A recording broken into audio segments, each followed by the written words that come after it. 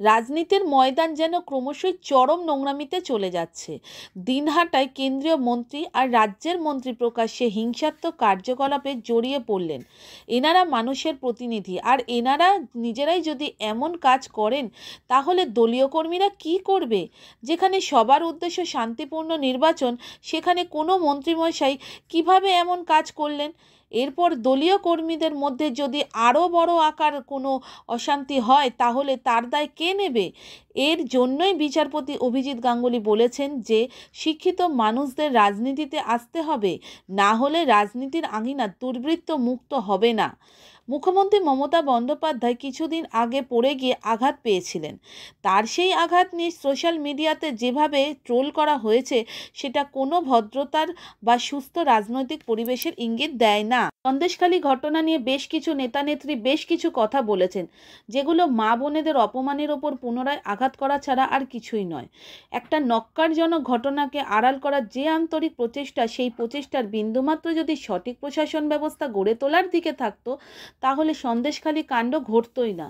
কিন্তু আন্তরিক প্রচেষ্টায় শুধু স্থানকালের ফারাক হয়ে গেছে। এবারে আসি গার্ডেন রিচ প্রসঙ্গে। সেখানে বেআইনি বাড়ি ভেঙে পড়ে এখনও পর্যন্ত সম্ভবত 9 জন মারা গেছেন। বাড়ি ভেঙে পড়াতে কলকাতা কর্পোরেশনের 3 জনকে সাসপেন্ড করা হয়েছে নাকি শোকজ করা হয়েছে? যদি প্রশ্ন করি কাউন্সিলর কি করছিল, তার কি উত্তর হবে? বেআইনি নির্মাণের পিছনে গল্প এখনও তো সবাই জানে। ফলে ওই লোক দেখানো সাসপেন্ড করে কি মানুষকে ঘুম পাড়ানো যাবে? শোনা গেল বেআইনি নির্মাণ রুখতে লালবাজার নাকি বিশেষ ব্যবস্থা নিচ্ছে। প্রশ্ন হলো, এই বেআইনি নির্মাণে মারাত্মক সংক্রামক ব্যাধি সারা রাজ্যে, এবং সেটার পেছনে অনেকেরই মদত আছে। না হলে বেআইনি নির্মাণ একটাও হতো না। এরই মধ্যে উল্লেখযোগ্য খবর, রাজ্যের মন্ত্রী অরূপ বিশ্বাসের ভাই সৌরভ বিশ্বাসের নিউ আলিপুরের বাড়িতে আজ সকাল 7টা থেকে ইনকাম ট্যাক্সের তল্লাশি চলছে। রাজ্যের মানুষ চিন্তায় আছে যে আবার রাত জেগে বান্ডিল উদ্ধার দেখতে হবে কিনা। এদিকে উত্তরপ্রদেশে পুলিশের এনকাউন্টারে এক শিশু খুনের আসামির মৃত্যু। অভিযোগ ছিল যে সেই আসামি নাকি 2 শিশুকে নৃশংসভাবে হত্যা করে।